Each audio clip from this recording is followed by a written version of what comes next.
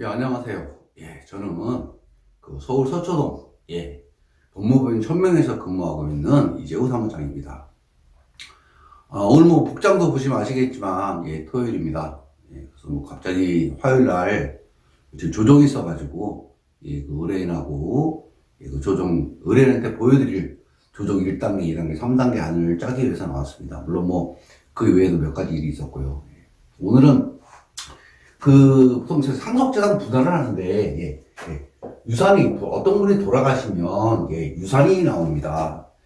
유산을 이제 보통 분할하는 방식이, 예, 법정 상속분을 기준으로 할 수가 있죠. 예, 할 수도 있고요. 네, 협의 분할. 예. 아버님이 사시는 아파트는 어머니가 받으시고, 뭐 현금 일부도 또 어머니가 받으시고, 뭐 상가나무 토지가 있다면 또 뭐 이거 뭐 장남이 갖고 어떤 건 또 딸이 갖고, 예, 이렇게 해서 서로 간에 협의하는 협의 분할 방식이 있습니다. 그리고 마지막으로 이게 이제 안 될 때는 법원에 이 소송을 해서, 예, 유산에 대한 비율을 정해달라는, 예, 그 소송을 하게 되는데, 이게 바로 상속, 예, 재산 분할 심판 청구입니다. 예. 예. 보통은 이제 뭐 이렇게 이제 세 가지 방식으로 나눠집니다. 물론 여기에 뭐 유언이 있겠죠. 예. 유언이 있으면 뭐 이대로 정해진 대로 하면 됩니다. 돌아가신 분이 내 아파트는 뭐 누구한테 상속한다 이렇게 되면 그대로 상속이 됩니다. 예. 그래서 사실은 이거는 뭐 분할 방식이라고 보기는 어렵고요. 일반적으로 이제 이렇게 나눠집니다. 그런데 여기에서도 이 법정상속분, 네. 이 법정상속분은 민법 규정에 있는 거 그대로 따르는 거기 때문에 사실은 이것도 의미가 없고, 실무에서 문제되는 거는 이 두 가지입니다. 예. 요거하고 요거.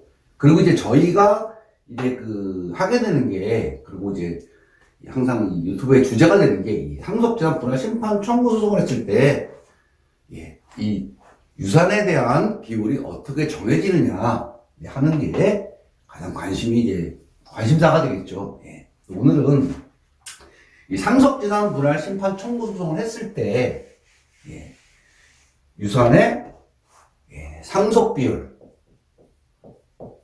예,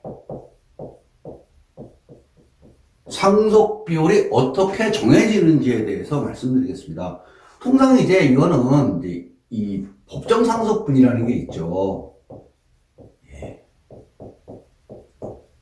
예. 이 법정 상속분은 뭐 배우자, 예,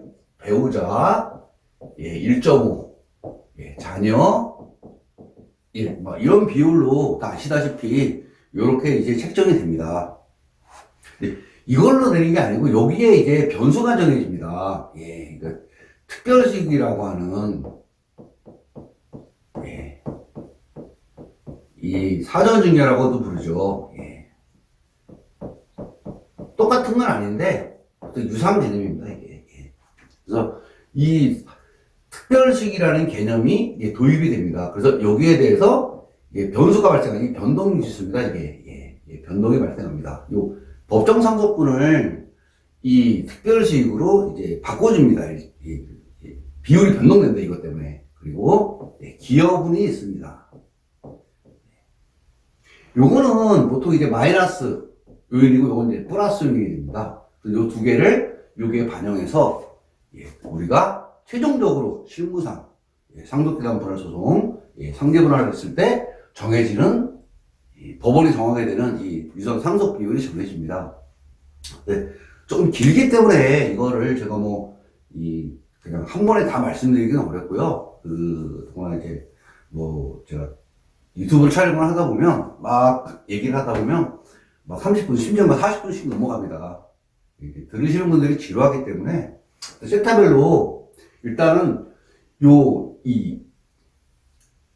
요거하고 요거, 네, 이렇게 묶고, 그 다음에 요 기여분, 네, 그리고 이 두 개가 합쳐졌을 때 어떻게 반영이 되는지 세 가지 섹터로 나눠가지고 말씀을 드리겠습니다.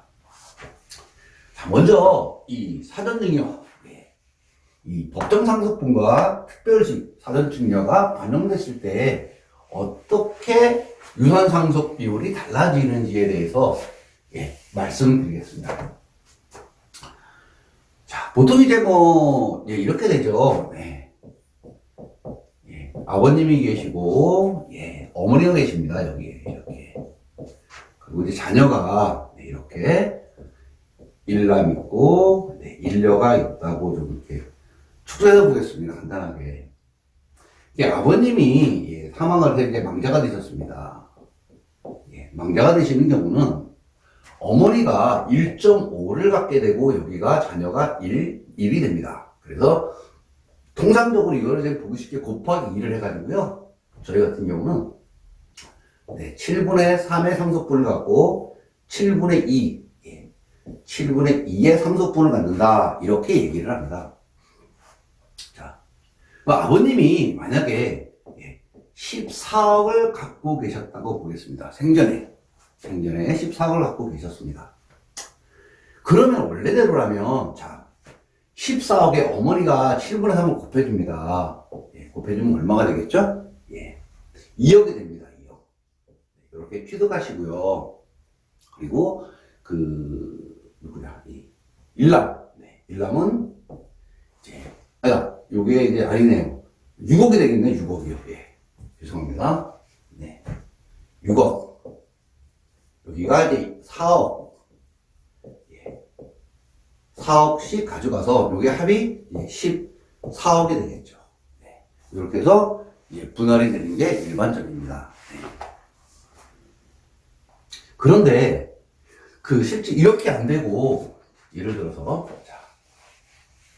이게 이제 전형적으로 법정상속분을 기준으로 하는 이제 비율 방식입니다. 근데 아버님이 14억에서 여기다가 생전에 3억을 증여를 합니다.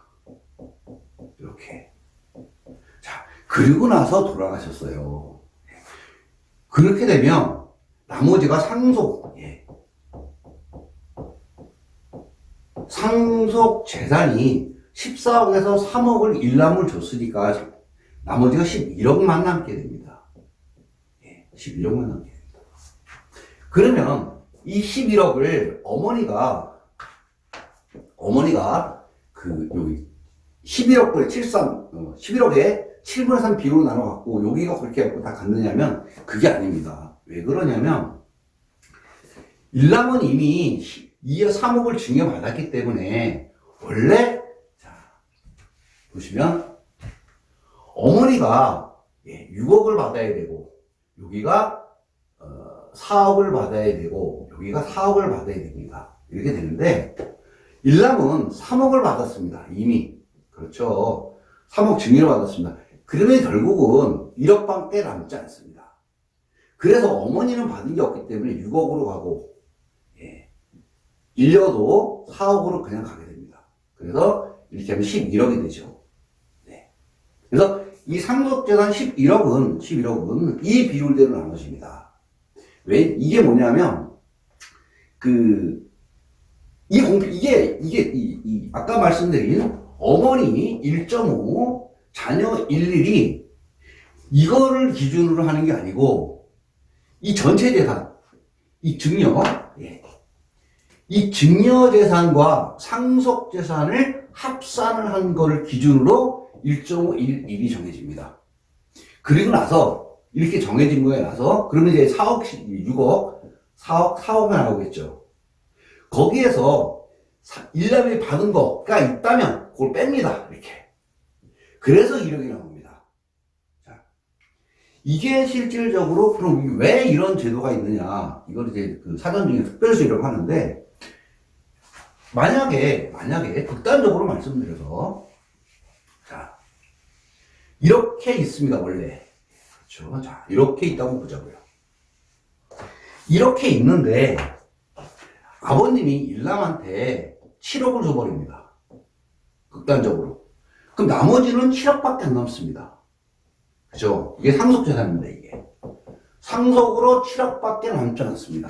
이 7억을 그 비율대로 나누면, 어머니가 7분의 3이고, 여기가 7분의 2, 여기가 7분의 2이기 때문에 어머니는 3억을 받게 되고 여기가 2억 받게 되고 여기가 2억을 받게 됩니다. 그래서 이게 합이 7억입니다.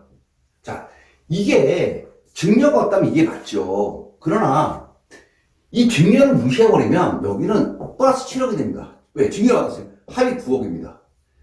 그러면 최종적으로 아버님의 14억은 이 14억을 14억에 이거를 반영하지 않으면 어머니 3억, 아들 9억, 딸 2억 이렇게 갑니다. 이거를 누구도 그러니까 상속은 원래 공평하게 해야 된다고 보는데 이거를 누구도 공평하다고 할 수 없습니다. 그러다 보니까 이 공평하기 위해서 사전 증여를 빼주게 됩니다. 그럼 이거를 간단하게 계산식으로 한번 뽑아보겠습니다. 자, 그럼 이 사전 증여가 반영된 그 상속분을 구하는 공식은 이렇습니다.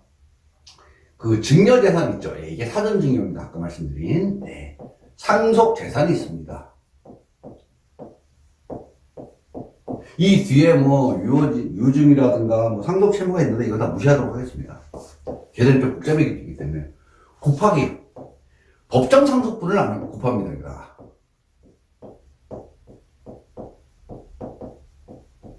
그러면 이게 원래 자기가 취득할 상속분입니다. 원래 이거를 간주 상속 재산이라고 부릅니다.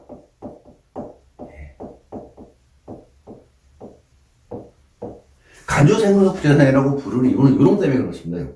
특별지 증여 때문에.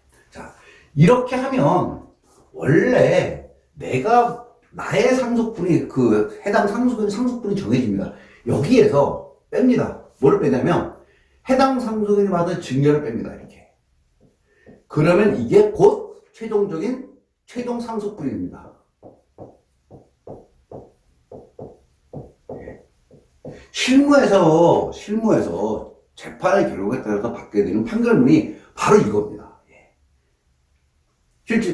실질적으로 이걸 받게 되고, 이걸 받기 위해서 보통 소송을 하는데, 그럼 어떤 자녀들이 협의를 안 하고 상속재산 분할 심판 청구소송을 하냐면, 이게 없는. 그러니까 자기가 이게 없는. 다른 상속인이 이게 많으면, 다른 상속인이 그만큼 상속분이 줄어듭니다. 그렇기 때문에 내 상속분이 올라가니까, 이게 없는 상속인이 상속재산 분할 심판 청구 소송을 하게 됩니다. 반대로 따지면 이게 많으면 소송하면 손해라는 얘기가 나오겠죠.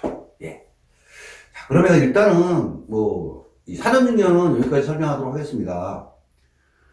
그리고 좀 쉬었다가 기여분에 대해서 말씀드리도록 하겠습니다. 그럼 좀 이따 다시 뵙겠습니다.